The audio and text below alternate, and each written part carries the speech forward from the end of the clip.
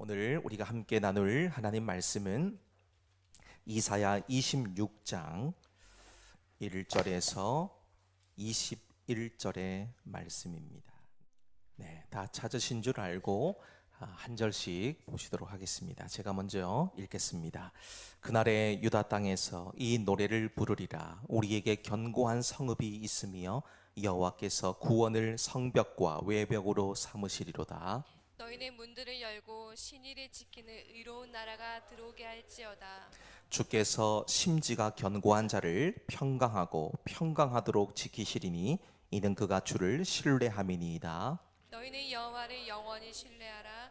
주 여호와는 영원한 반석이심이로다. 높은 데에 거주하는 자를 낮추시며 솟은 성을 헐어 땅에 엎으시되 진토에 미치게 하셨도다. 발이 그것을 밟으리니 곧 빈궁한 자의 발과 곰핍한 자의 걸음이리로다.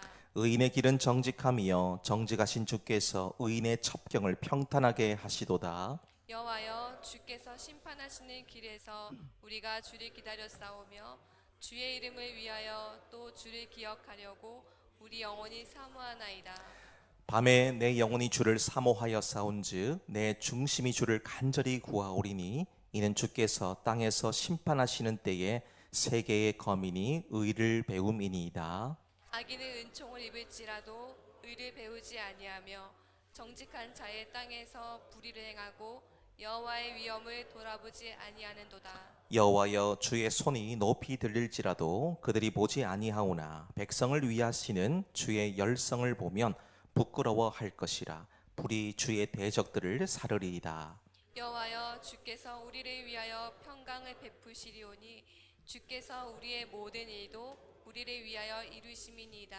여호와 우리 하나님이시여, 주 외에 다른 주들이 우리를 관할하여 싸우나 우리는 주만 의지하고 주의 이름을 부르리이다. 그들은 죽었은즉 다시 살지 못하겠고 사망하였은즉 일어나지 못할 것이니 이는 주께서 벌하여 그들을 멸하사 그들의 모든 기억을 없이 하셨음이니이다. 여호와여, 주께서 이 나라를 더 크게 하셨고 이 나라를 더 크게 하셨나이다. 스스로 영광을 얻으시고 이 땅의 모든 경계를 확장하셨나이다. 여호와여, 그들이 환난 중에 주를 앙모하여 싸우며 주의 징벌이 그들에게 임할 때에 그들이 간절히 주께 기도하였나이다.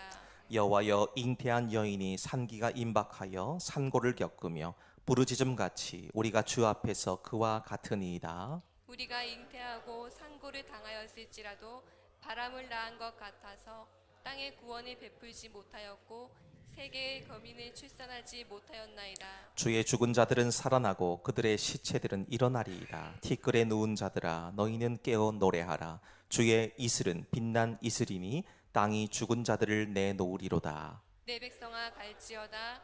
내 밀실에 들어가서 내 문을 닫고 분노가 지나기까지 잠깐 숨을 지어다. 같이 읽습니다. 보라, 여호와께서 그의 처소에서 나오사 땅의 거민의 죄악을 벌하실 것이라. 땅이 그 위에 잦았던 피를 드러내고 그 살해당한 자를 다시는 덮지 아니하리라. 아멘.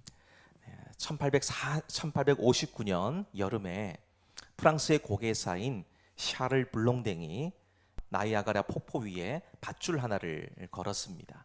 폭이 300m가 넘는 협곡이고요. 발 아래에는 아주 시퍼런 급류가 소용돌이 치고 있었습니다. 자, 그런데 이곳을 그런 장대 하나만 들고 걸어서 건넜다는 겁니다.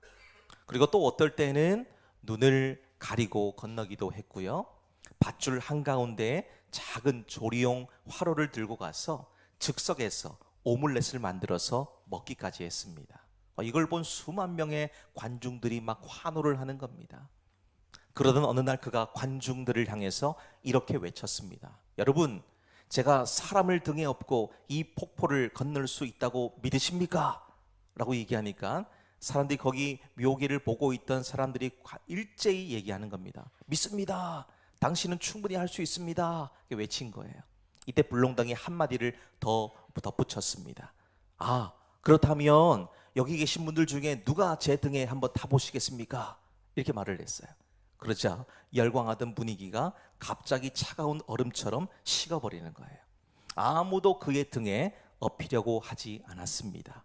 결국 그의 등에 엎혀서 폭포를 건넌 사람은 지금 보고 계시는 이 사진 속의 사람, 그게 매니저거든요. 해리 콜코트라고 하는 사람입니다. 이 사람 혼자만 등에 엎혀서 건넜다는 것입니다. 여러분, 이 이야기는 단순히 하나의 에피소드로 그치지 않습니다. 오늘 저와 여러분의 신앙을 정확히 꿰뚫어 볼 수 있는 거울과도 같습니다. 믿는다고 외치는 것과 실제로 등에 엎일 수 있는 것, 이건 차원이 다른 문제예요. 입으로만 고백하는 믿음과 나의 온 몸을 그대로 내어 맡기는 믿음, 이 사이에는 나이아가라 폭포만큼의 간격이 있다는 것입니다. 그리고 오늘 본문의 말씀 이사야 26장이 처음부터 끝까지 붙들고 씨름하는 주제가 바로 이것이기도 합니다. 자, 오늘 우리가 살피게 될 이사야 26장의 말씀은 앞선 24장으로부터 이제 27장까지 이어지는 이사야의 묵시록이라고 불려지는 책입니다. 자, 이 4장에서 하나님께서는 특정한 한 나라가 아니라 온 세상의 역사 전체를 심판대 위에 올려놓으셨다라는 것을 보여주고 있습니다. 자, 그래서 오늘 본문의 말씀을 보시게 되면 이런 소리들이 많이 나와요. 무너진다, 무너진다. 이 성읍이 무너지고 높은 성이 헐리고 땅에 교만한 자들이 낮아진다, 이런 표현들이 계속 나오죠.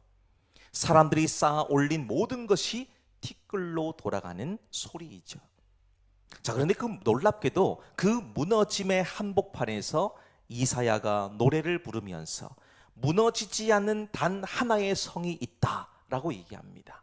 그리고 그 성의 비밀은 3절에 기록되어져 있는 것처럼 온전히 기대는 것에 있음을 선포해주고 있습니다. 우리는 모두 어떤 무언가에 인생을 기대고 삽니다. 문제는 내가 온 힘을 다해서 기대고 있는 것들이 흔들리게 되면 내 삶도 같이 송두리째 흔들린다는 것이지요. 자, 그래서 오늘 본문에서는 단순하지만 피할 수 없는 질문을 받게 됩니다. 그러면 너는 지금 너의 힘을 어디에 싣고 있느냐? 어디에 기대고 있느냐라는 질문을 던져주고 있습니다. 자, 이 물음에 오늘 저와 여러분은 분명한 답을 찾고 온전한 방향을 찾는 그런 시간이 되어지시기를 소망합니다. 자, 우리 본문의 말씀 다시 한번 보실까요? 1절에서 4절까지 말씀입니다. 우리 함께 주시는 말씀을, 첫 번째 말씀을 보시겠습니다. 함께 읽습니다. 시작. 그날에 유다 땅에서 이 노래를 부르리라. 우리에게 견고한 성읍이 있으며 구원을 성벽과 외벽으로 삼으시리로다. 너희는 문들을 열고 신의를 지키는 의로운 나라가 들어오게 할지어다. 주께서 심지가 견고한 자를 평강하고 평강하도록 지키시리니 이는 그가 주를 신뢰함이니이다. 너희는 여호와를 영원히 신뢰하라. 주 여호와는 영원한 반석이심이로다. 아멘. 자, 우리 첫 번째 볼 수 있는 것이 있습니다. 하나님께 기대는 사람은 자기가 쌓은 성벽이 아니라 하나님의 구원을 두르고 산다는 것입니다. 자, 지금 1절 말씀 보면 이사야가 이렇게 시작하죠. 그날에 유다 땅에서 이 노래를 부르리라 말씀합니다. 그러면서 우리에게 견고한 성읍이 있으며 여호와께서 구원을 성벽과 외곽으로 삼으신다라고 얘기하고 있죠. 근데 이 노래를 부르고 있는 시점을 보시게 되면 승리한 이후의 개선가가 아닙니다. 지금 이사야는 대적 아수르가 진격해 오고 있는 소리가 들려지고 있는 심각한 위기 한복판에 서서 아직 오지도 않은 그날의 노래를 미리 부르고 있는 거예요. 지금 미리 부르고 있는 겁니다.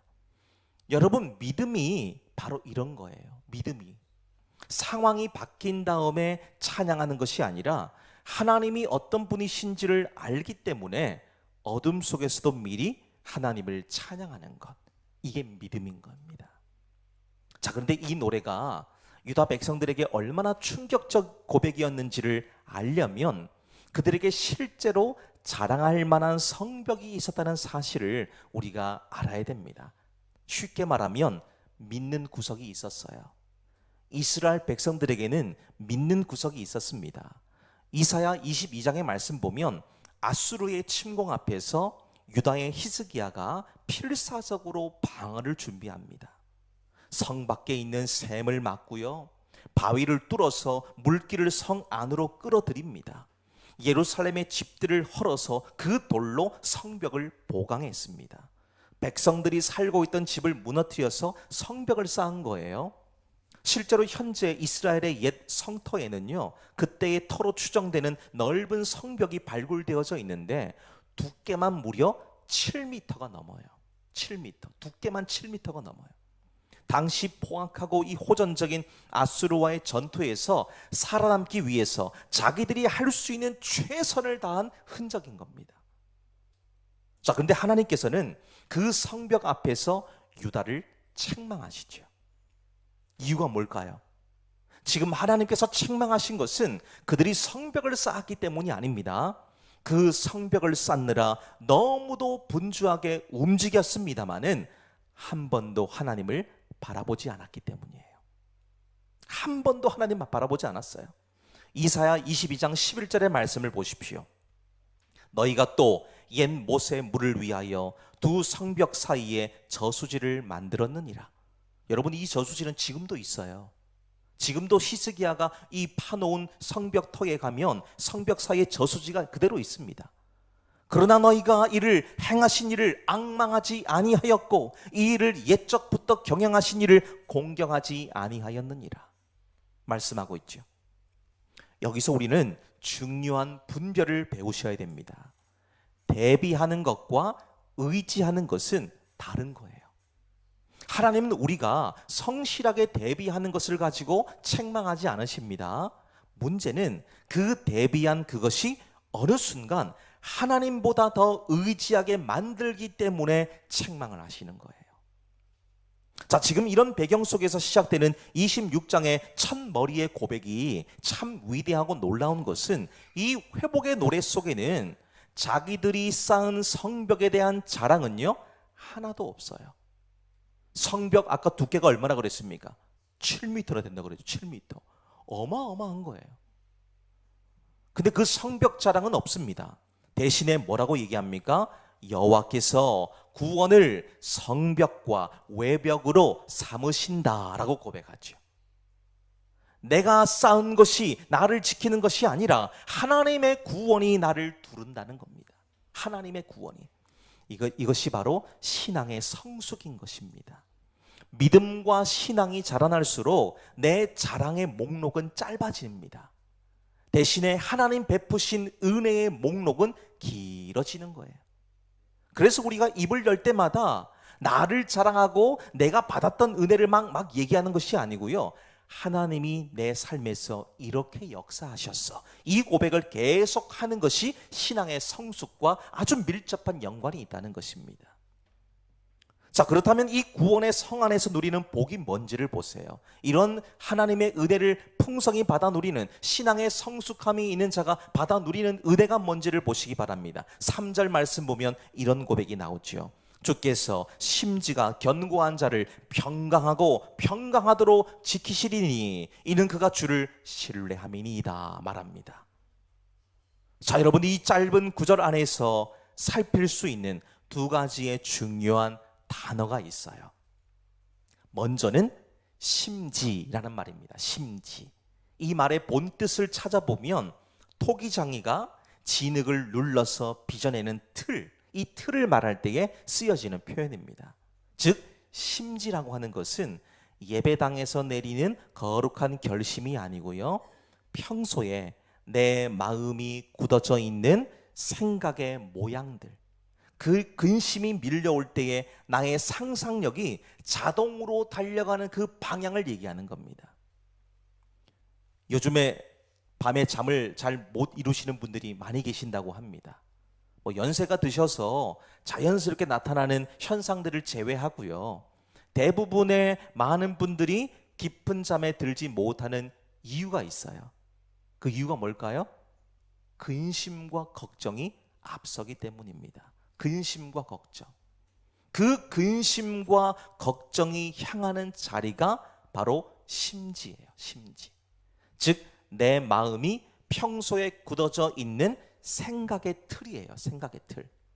이 생각의 틀이 바뀌어야 우리의 믿음이 자라나는데, 이 생각의 틀이 고착, 딱 견고하게 딱 이렇게 압축되어져 있으면 이걸 깨트리기가 너무너무 힘들다는 겁니다. 우리 신앙생활에 왜 자라남이 부족하고 계속해서 그 자리에 맴돌고 있을까요? 아플 수도 있고 여러분들이 불편할 수도 있겠습니다만은 여러분들의 생각의 틀이 그대로기 때문입니다. 이거 안 바뀌면 절대 믿음이 자라날 수가 없어요. 살아왔던 삶의 과정, 형편, 상황 다 다르기 때문에 물론 우리가 다 다를 수 있습니다. 상황이 다를 수 있고 환경이 다를 수 있고 또 여러 가지 일들을 겪어왔던 것들이 다 다르기 때문에 우리의 심령은 누구도 예측할 수 없고요. 누구도 단정 지을 수는 없지요. 그런데 중요한 것은 우리의 믿음이 자라기 위해서는 이 현재의 상태에서 머물면 안 된다는 겁니다. 말씀이 들어가면 어떻게 될까요? 하나님 말씀은 망치입니다. 망치이고 정이에요. 정. 이거 망치와 정을 들고 어떻게 되나요? 우리 심령에 단단히 굳어져 있는 것들을 향해서 계속 내리쳐야 돼요. 깨트려야 됩니다. 왜 깨트려야 됩니까? 하나님의 말씀은 진리이기 때문에 그래요. 진리는 따라가면 100% 옳은 거예요. 흔들림이 없어요. 근데 우리가 그렇게 될 것이라고, 그렇게 살아왔던 어떤 경험과 어떤 목적을 가지고 이걸 딱 우리에게 말 그대로 틀을 만들어 놓으면 어떻게 됩니까? 그게 진리라고 믿는 거예요. 근데 여러분, 그게 진리가 아닙니다. 우리가 경험했던 것이 진리가 아니에요. 틀릴 수도 있어요. 그렇기 때문에 우리는 계속해서 세상의 것에서는 우리가 어느 정도 그런 부분들이 필요하겠습니다만은 하나님의 말씀 앞에서는 우리는 이 모든 무장을 해제해야 돼요.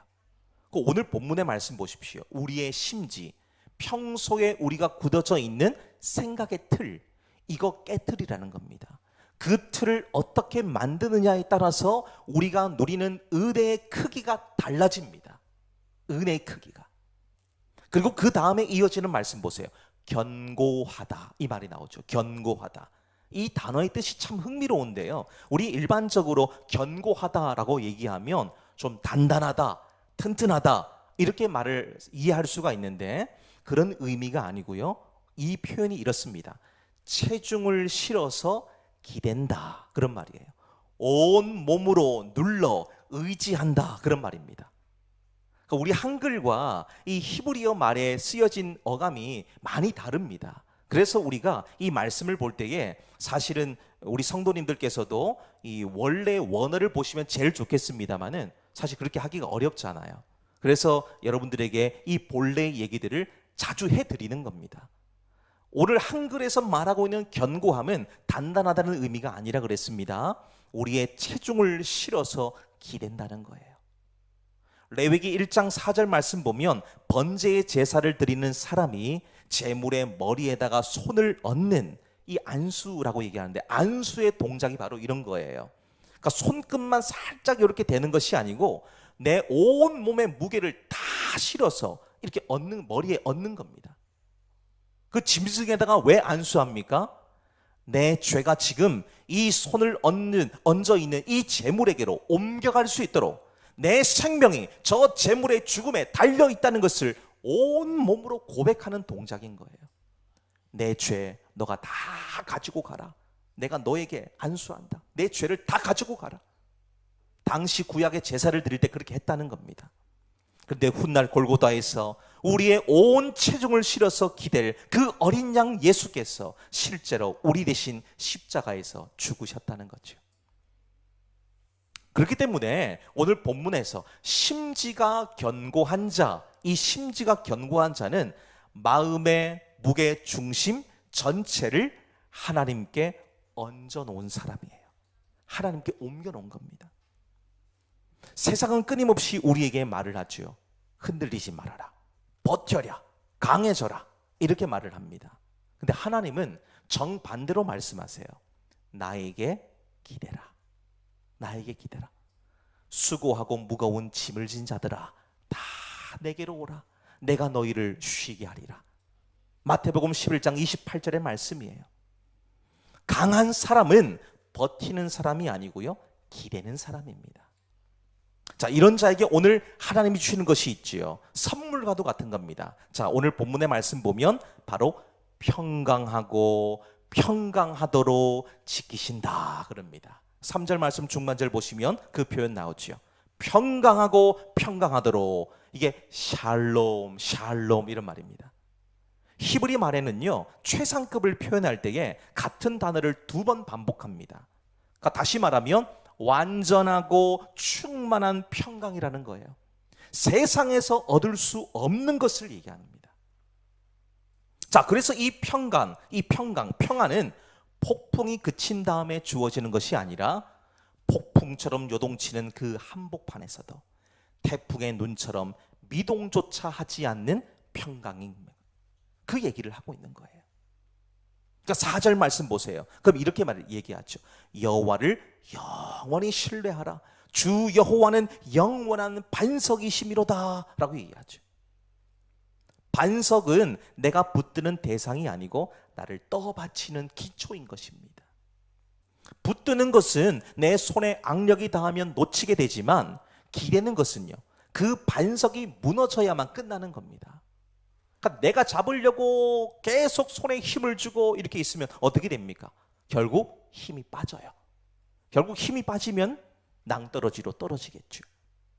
말 그대로 고통을 당한다는 겁니다. 그런데 기대어 있으면 어떻게 됩니까? 그 반석이 무너지지 않는 한 우리는 끝까지 견고하게 우리의 믿음과 신앙을 지켜나갈 수 있다는 것입니다. 근데 우리가 신뢰하고 붙드는 반석, 그 예수 그리스도는요, 영원합니다. 영원해요. 무너지지 않습니다. 세상이 다 무너져 내려도 주님은 결코 무너지지 않으시죠. 오늘 영원한 반석이 되시는 하나님께 내 삶을 온전히 기댈 수 있게 되시기를 바랍니다. 이런 자는 오늘 첫 번째 함께 나눈 말씀처럼 하나님의 구원을 두르고 사는 복을 얻게 됩니다.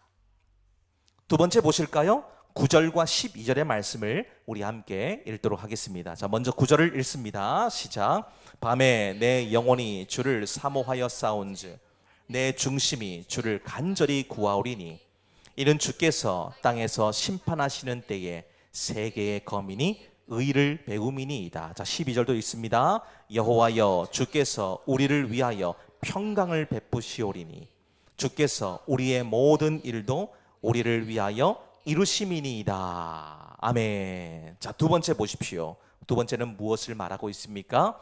하나님께 기대는 사람은 가장 캄캄한 밤이 찾아와도 새벽처럼 주님을 찾는다는 것입니다. 자, 지금 읽은 본문을 보시면 앞선 말씀과는 좀 사뭇 다른 분위기가 그려지고 있습니다. 앞선 말씀이 구원의 감격으로 부르는 벅찬 노래였다고 한다면 지금 여기서부터 9절 말씀부터는 짙은 어둠 속에서 드리는 아주 치열한 기도로 바뀌고 있기 때문에 그렇습니다. 자, 그렇다고 해서 이 전환이 이상하다거나 문제가 있다는 것이 아닙니다. 오히려 이 전환 자체가 우리들에게는 큰 위로가 되어지고 있어요. 우리가 하나님을 신뢰하기로 결단했다고 해서 즉시로 인생의 밤이 사라져버리는 것이 아니기 때문입니다. 찬양하던 입술에서 고통에 몸부림치며 애통과 탄식이 쏟아져 나오는 것이 우리의 삶이고 신앙생활 아닙니까? 믿음이 있다고 해서 밤이 사라지지 않는다는 거예요. 다만 우리에게 바뀌는 것이 있습니다. 밤을 통과하는 방식을 바꿔 놓을 수는 있다는 거예요. 자, 그 방식이 어떤 것인지 보십시오. 9절 말씀 보니까 밤에 내 영혼이 주를 사모하여 싸운즉 내 중심이 주를 간절히 구하오리니 얘기하죠. 여기서 간절히 구한다, 간절히 구한다. 이 말이 새벽을 뜻하는 말과 같은 뿌리에서 나왔어요. 새벽. 동이 트기 직전에 하루 중에 가장 어두운 그 시각에 일어나 찾는다는 것입니다. 즉 이 고백은 이렇게 읽으시면 되겠죠. 내 영혼이 새벽처럼 주님을 찾습니다 라고 읽을 수가 있어요. 저는 여기에다가 한 단어를 더 넣고 싶어요. 내 영혼이 새벽처럼 간절히 주님을 찾습니다. 이렇게요. 자, 왜 새벽처럼 주님을 찾는다라고 말할 수 있겠습니까? 새벽이 어떤 시간입니까? 새벽. 아직 동이 트기 전이기 때문에 대단히 어둡습니다. 지금이야 그래도 조금 낫습니다만은 겨울이 되어서 새벽기도 나올 때 보시면요, 5시 제가 나올 때 보면 컴컴해요. 앞이 보이지 않습니다. 가로등 불빛이 없으면은 앞이 보이지 않을 정도예요. 어둡습니다. 그런데 곧 있으면 어둠은 떠나가요. 밝은 빛이 떠오르는 것을 알기 때문이지요. 자, 그렇기 때문에 새벽을 찾는 사람은 밤에 길이를 계산하며 사는 사람이 아니고요, 아침이 올 것을 확실하게 붙들고 살아가는 사람인 거예요. 아침이 올 거다. 여러분, 새벽을 나오시면서 아이고 오늘은 컴컴하니까 나중에도 컴컴하겠지, 그렇게 생각하시는 분 계십니까? 아무도 안 계실 거예요. 새벽은 지금 이렇게 캄캄하지만 곧 있으면 한두 시간 정도 지나고 나면 밝은 태양빛이 떠오르게 될 것이다. 이거 확신하고 살지 않습니까? 바로 그런 겁니다, 여러분. 우리가 하나님께 온전히 기대해야 되는 이유가 바로 여기에 있죠. 우리의 모든 인생에는 반드시 밤이 오잖아요. 근데 하나님께 기대는 자는 어둠의 깊이를 재지 않습니다. 밝아올 아침을 향해서 우리 영혼의 중심을 딱 고정시켜 놓는 거예요. 아침은 반드시 온다. 밝은 날은 반드시 온다. 쨍하고 해 뜰 날은 반드시 온다라는 겁니다. 자, 이것이 하나님께 온전히 기대는 사람과 그렇지 않은 사람의 가장 큰 차이라고 말할 수가 있습니다. 오늘 본문에 보셔도요, 이사야가 이 이야기를 하고 있습니다. 똑같은 새벽빛이 창에 비쳐도 어떤 사람은 일어나는 사람이 있는가 하면 어떤 사람은 돌아 누워서 다시 잠자리에 드는 사람이 있다는 거예요. 밤이 사람을 갈라놓는 것이 아니고 그 밤에 내 영혼의 중심이 어디를 향해서 깨어 있느냐, 여기가 바로 사람을 갈라놓는다는 것이죠.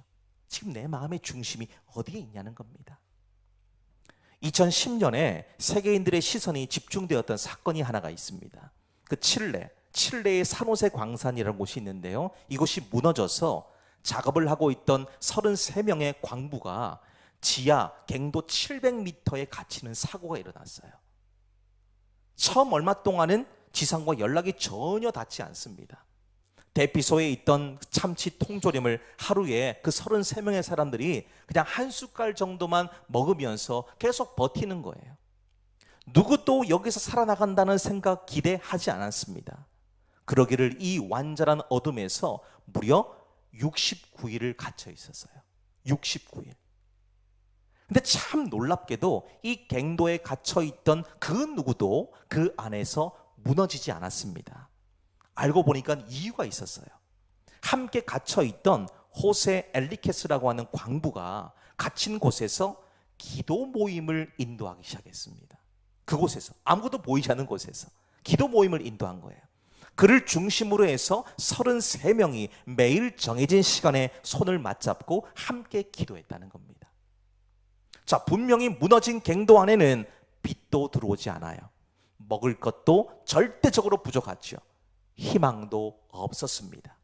모든 게 제한적이고 절망뿐이었습니다. 근데 달라진 것이 있죠. 뭐가 달라졌습니까? 그들의 중심이 달라졌어요. 그들의 중심. 2달이 넘는 시간 동안 모든 것이 절대적으로 부족한 곳에서 그들의 중심은 하나님께 있었다는 것이죠. 하나님께. 자, 결과적으로 하나님께 중심을 두었던 33명 누구도 낙오하지 않고 구출되어지는 이 기적을 체험하게 되었습니다.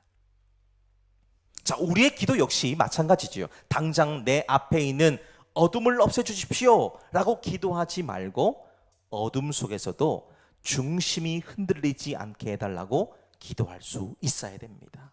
이게 중심이 무너지지 않아야 돼요. 우리 마음이 뺏기지 않아야 됩니다. 아무리 짙은 어둠이 찾아와도 반드시 밝은 날은 다가온다. 이게 흔들리지 않아야 돼요. 하나님께서는 그 밤에 기대어 줄 어깨가 되어 주시잖아요. 자, 그렇게 밤을 통과한 기도가 12절로 가서 마침내 놀라운 고백으로 도달하게 됩니다. 자, 12절 보니까요, 여호와여 주께서 우리를 위하여 평강을 베푸시오리니 주께서 우리의 모든 일도 우리를 위하여 이루심이니이다 말씀합니다. 자, 여러분 다시 말씀드리지만 이 고백이 어디서 터져 나온 겁니까? 좋을 때예요? 기쁠 때입니까? 모든 게 형통할 때인가요? 아닙니다. 형통의 자리가 아니고요, 어둠 한복판이에요. 어둠 한복판. 무엇보다 지금 이 어둠의 한복판에서 평강을 주시는 분은 하나님이시다. 이 고백하죠. 하나님이시다. 여러분, 지금까지 여러분들이 지나오셨던 길을 한번 정직하게 돌아보시기를 바랍니다. 내 실력과 능력과 재력과 인력으로 여기까지 온 것이 아닙니다. 누군가의 기도와 하나님의 붙드심이 있었기 때문에 여기까지 오게 되었다는 것을 우리는 인정해야 됩니다.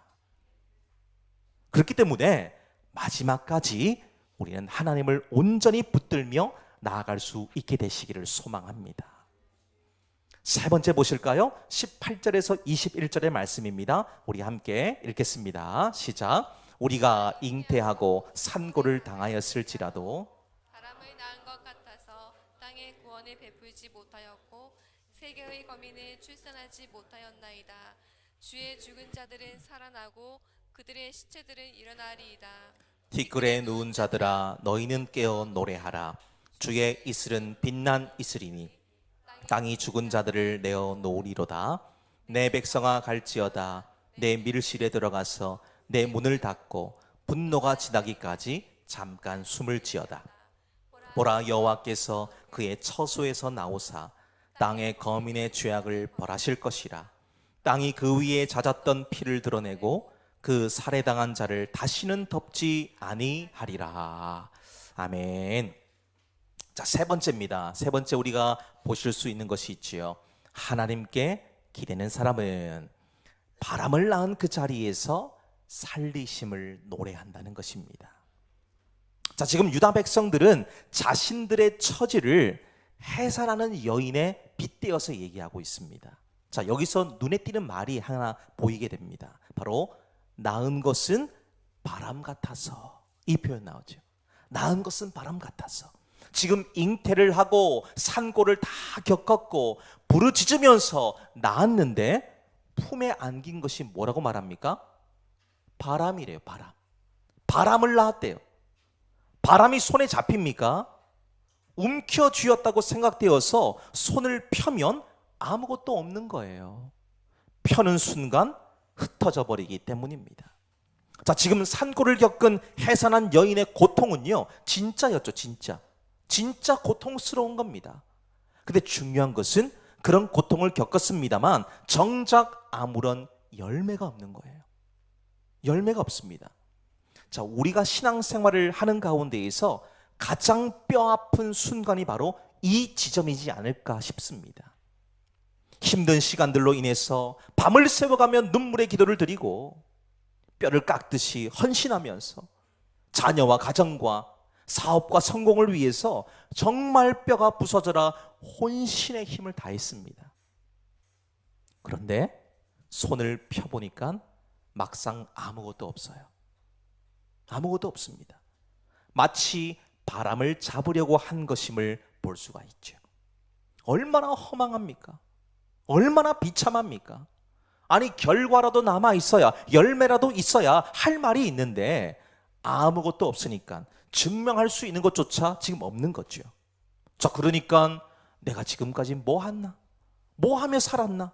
그런 허탈함과 허무함이 밀려오게 됩니다. 근데 놀라운 것을 보십시오. 성경이 이 비참한 고백을 부끄러워하지 않고 그대로 기록하고 있습니다. 그대로 기록해요. 하나님께서는 실패한 우리들의 고백을 보시고 비웃으시거나 우리를 무시하지 않는다는 것입니다.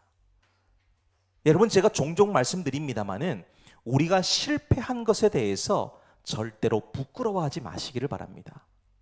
실패는 뭐라 그랬어요? 에디슨이 뭐라 그랬습니까? 실패는 성공의 어머니라 그랬잖아요. 근데 이 말이 성경의 진리는 아닙니다마는 우리에게 큰 도전을 주지 않습니까? 그는 수백 번, 수천 번 실험했지만은 그 실험 다 실패했거든요. 근데 마침내 그 한 번의 성공으로 인해서 인류의 모든 역사와 모든 문명을 바꾸어내는 그런 놀라운 일들을 감당하지 않습니까? 그것이 단번에 된 겁니까? 아니에요. 수백 번, 수천 번의 실패를 거듭해서 나온 겁니다. 그래서 실패는 성공의 어머니라고 말할 수 있는 거예요. 우리가 실패했다고 절대 좌절하지 마시기 바랍니다. 인생 끝나지 않았어요. 아직 남았습니다. 하나님이 역전하실 일들은 아직도 우리에게 너무나 많이 있습니다. 포기하지 마시기를 바란다는 것이지요. 오늘 성경도 바로 그 얘기를 합니다. 하나님은 절대로 우리가 실패했다고, 넘어졌다고 해서 뒤에서 그냥 웃으시면서 그냥 깔깔거리고 그냥 그렇게 하지 않는다는 겁니다. 도리어 이 정직한 고백의 자리를 하나님의 역사가 시작되는 출발점으로 만드시는 거예요. 내가 주인 삼은 모든 것을 다 내려놓아야 그때부터 주님이 내 안에 주인이 되시는 거예요. 그래서 나를 통치하시고 다스리시고 새롭게 빚어가신다는 겁니다. 내 손이 완전히 비었다고 인정하는 그 순간에 비로소 그 빈손에 하나님께서 무언가를 놓아주신다는 것이죠. 중국 선교의 기틀을 만든 영국의 선교사인 로버트 모리슨이란 분이 계시는데요. 이분이 중국 땅에 가서 첫 번째 세례자를 만들기까지 무려 7년의 시간이 걸렸어요. 한 사람, 세례자 한 사람 만드는데 7년 걸렸습니다. 그리고 27년의 사역 가운데에서 세례받은 중국인은요 10명 남짓에 불과했습니다. 자, 이 이야기를 들으시면서 여러분들 어떤 생각 드시나요? 아니 27년 했으면서 10명밖에 전도 못했다고? 실패자야. 끝난 거지 뭐. 아니 27년 동안 뭐 했어? 그런 생각하시지요? 그게 아니라는 겁니다, 여러분. 오늘 본문의 표현대로 보시면 평생 바람을 낳은 인생처럼 보이잖아요. 근데 그가 눈물로 완성시킨 중국어 성경과 중국어 사전, 이 두 가지가요, 그가 죽고 난 이후에 중국 땅으로 들어간 수많은 선교사들이 걸어간 길이 되었어요. 자기는 바람을 낳았다고 여겼습니다만 하나님은 그 산골을 통해서 한 대륙의 문을 여시는 거예요. 우리가 볼 때는 한 사람이지만 하나님은 그 한 사람을 통해서 역사를 바꾸시는 거예요. 여러분, 한 사람입니다. 여러분이 그 주인공이 될 수 있어요. 여러분을 바꿀 수 있는 말씀은 오늘 본문에서 우리 성경 66권이잖아요. 이 66권 말씀 전체가 아닙니다. 뭘까요? 한 말씀이에요. 한 말씀. 여러분에게 계속 강조드립니다. 여러분의 인생에 도전을 주는 한 말씀을 붙잡게 되시기를 바라요. 하나님은 그 한 말씀을 통해서 여러분의 인생을 바꾸십니다. 오늘 19절 말씀도 보세요. 주의 죽은 자들은 살아나고 그들의 시체들은 일어나리이다. 티끌에 누운 자들아 너희는 깨어 노래하라. 주의 이슬은 빛난 이슬이니 말씀합니다. 여기서 티끌이라는 말은 우리 앞서 5절에서 그 높던 성이 무너져 내려앉은 곳이 바로 티끌입니다. 티끌. 세상에서 말하는 티끌은 뭘까요? 모든 것이 끝난 겁니다. 모든 것이 끝난 거. 아니 티끌이 뭘 할 수 있나요? 티끌은 아무것도 안 되는 거예요. 바람 불면 다 날아가 버리고 없습니다. 그런데 하나님께 있어서 티끌은 뭘까요? 시작입니다. 하나님이 사람을 만드실 때의 재료가 바로 티끌이에요. 우리 본문에서는 흙이라고 표현합니다만 원어로 보면 티끌입니다. 우리는 티끌 같은 인생이에요. 바람 불면 다 날아가 버립니다. 견고하게 붙잡고 있는 것, 내가 의지하고 있는 것, 절대로 그걸 신뢰하지 마시기를 바라요. 그건 하나님이 입김 한번 물면 사라져버리는 겁니다.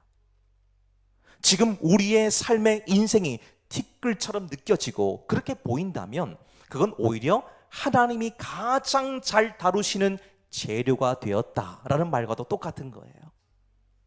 하나님이 죽은 것을 살리시는 방식도 우리의 예상과 다르게 오늘 본문에 보니까 이슬이죠. 이슬입니다. 이스라엘 땅은 늦봄부터 초여름, 초가을까지 비가 거의 내리지 않아요. 건기입니다. 그 길고 마른 계절에 곡식과 포도주를 살려내는 것은 밤마다 지중해에서 올라와서 소리 없이 내려앉는 이슬들이에요. 이슬이 내리는데 막 천둥처럼 폭포수처럼 내리는 거 보셨습니까? 그런 이슬은 없어요. 이슬은 아무도 보지 않는 밤에 사람들이 다 지쳐서 잠든 그 시간에 소복히 내리는 거예요. 그리고 아침 첫 햇살이 비치면 온 들판에 보석처럼 반짝반짝 빛이 납니다. 그래서 오늘 본문에도 보세요.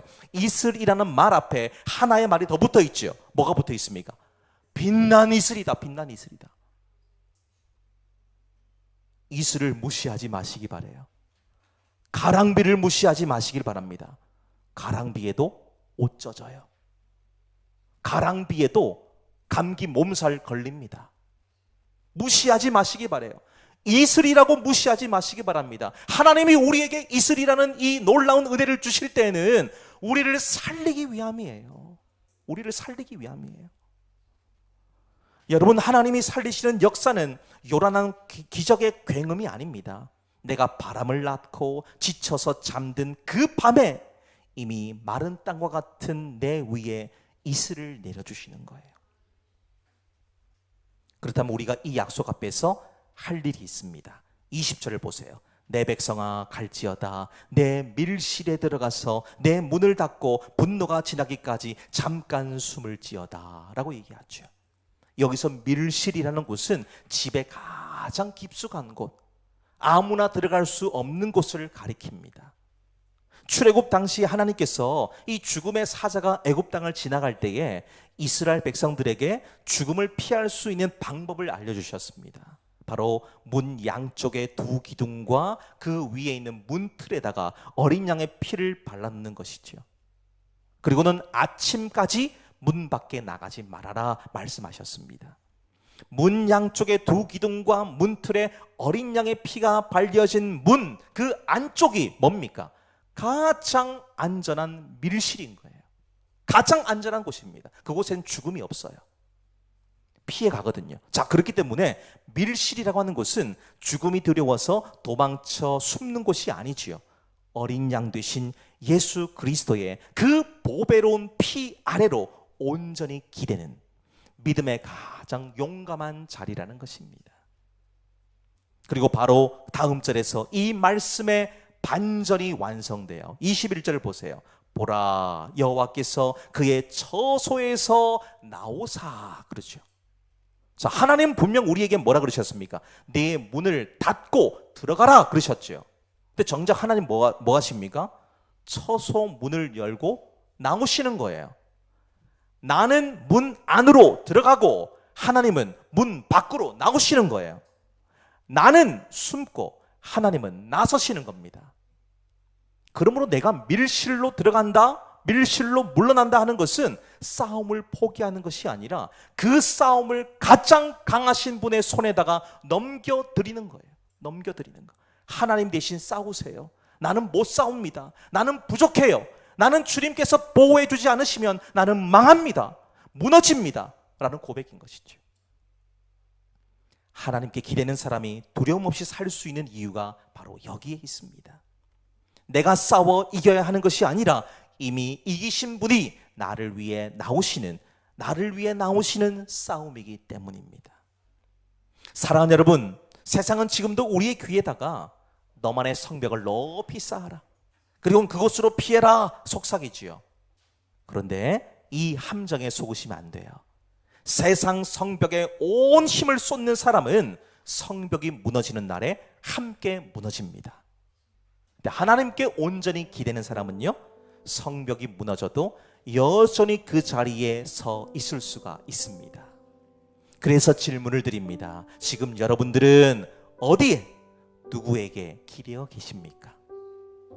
혹시 바람을 낳은 것 같이 내 수고와 애씀이 헛된 것에 다 빼앗기고 있지는 않습니까?